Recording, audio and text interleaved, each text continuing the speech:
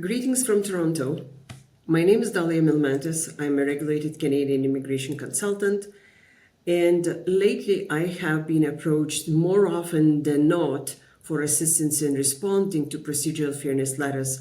In other words, we call them PFLs, especially when applications have been submitted by applicants themselves.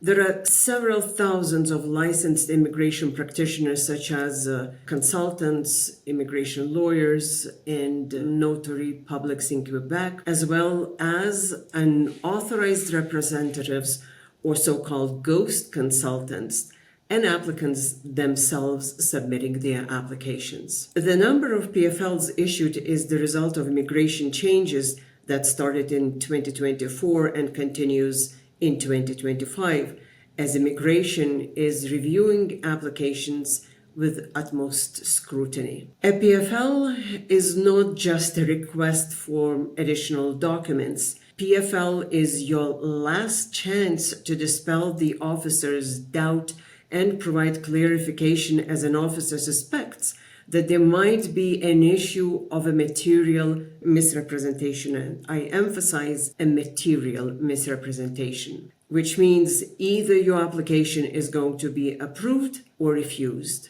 If in Canada, a removal order may be also issued. So what is a misrepresentation? In this case, we need to speak about material misrepresentation, which occurs when an applicant lies in the application, misleading an officer, and as a result, the officer makes that specific decision. Section 16.1 of the regulations obligates applicants to be truthful at all times and is the basis of all immigration applications. An example of an immaterial mistake could be when an applicant just made a typo and indicated that his employment start date was in February instead of January, and such a mistake can be easily explained. What to watch in PFLs? A PFL usually indicates sections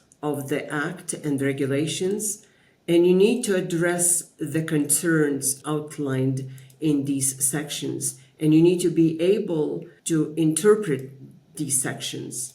Section 16.1 of IRPR states that a person must be truthful in answering all the questions, and the documentation provided must be genuine. Whenever you see the text, "I have serious concerns," or "I'm giving you this opportunity to dispel my concerns," always treat such letters with utmost responsibility. Here are some examples. You omitted some experience in your study or visitor visa application, but now you have decided to indicate it in your express entry application.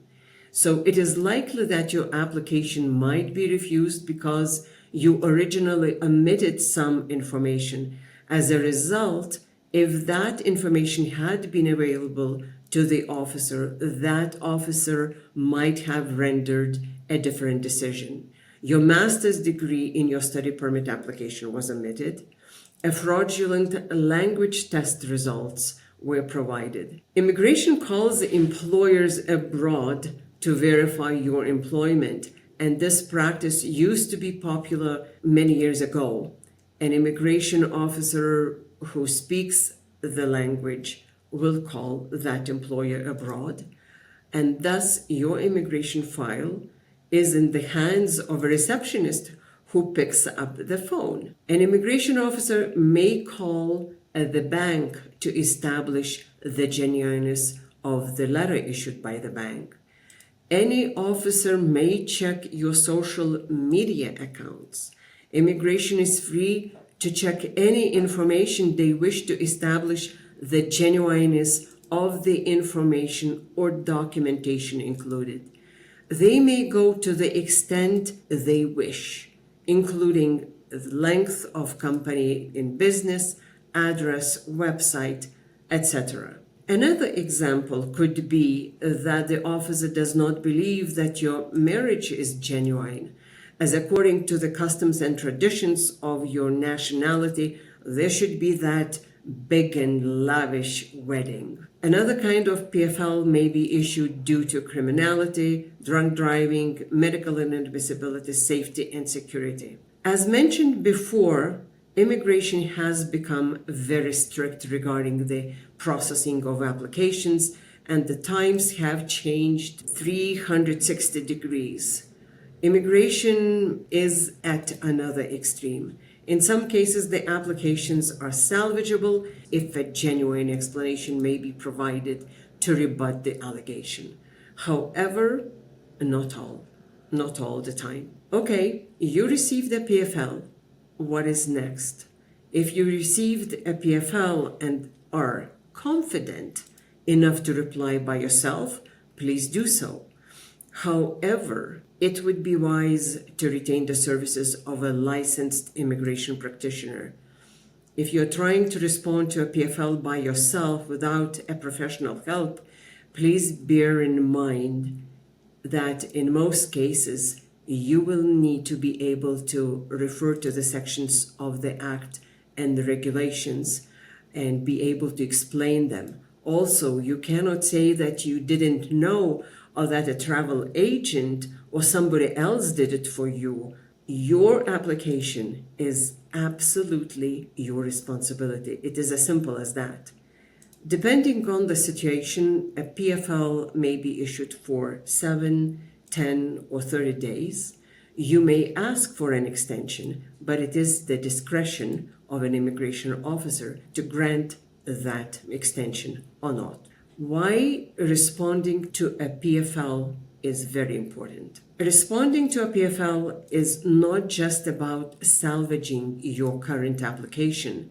It will also affect your future applications and maintaining your credibility with immigration authorities. So, responding to a PFL prevents misunderstandings.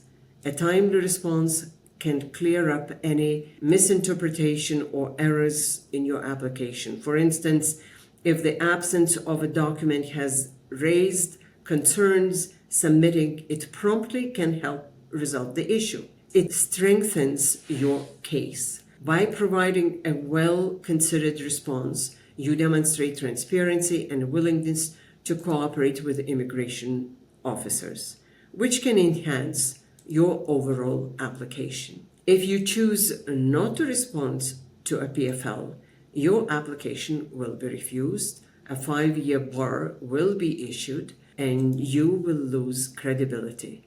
If the refusal is issued regarding your temporary resident visa, the officer will cross-reference with the database to see if there is a PR application, such a parent sponsorship application. This 5-year bar will be applied to that PR application as well. Why you should retain the services of a professional. Responding to a PFL requires professional knowledge, as immigration laws are complex and every detail matters.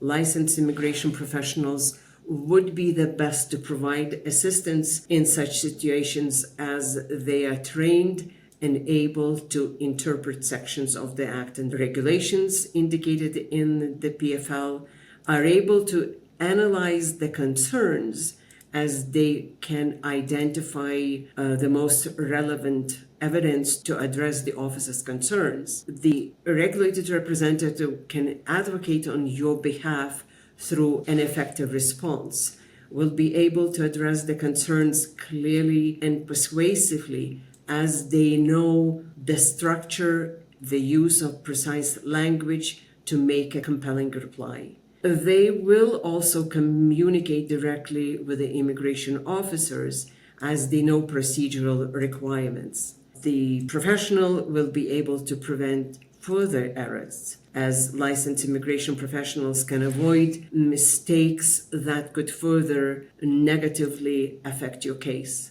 It is public knowledge that immigration was relaxed during these last several years. Fraudulent applications have managed to go through the system. It's not a secret. I hope and I trust that immigration will continue to do their due diligence and allow qualified and honest applicants to become permanent residents of Canada. Well, and finally, I hope and trust that this brief overview clarifies your understanding of PFLs. For some additional information, I invite you to refer to my blog. Link is provided in the description. If, however, you received a PFL and need assistance, please email me and I will be happy to assist you. And finally, I ask, if you don't mind, to like and subscribe and maybe share this with your acquaintances and friends for whom this information may be helpful. Thank you and take care.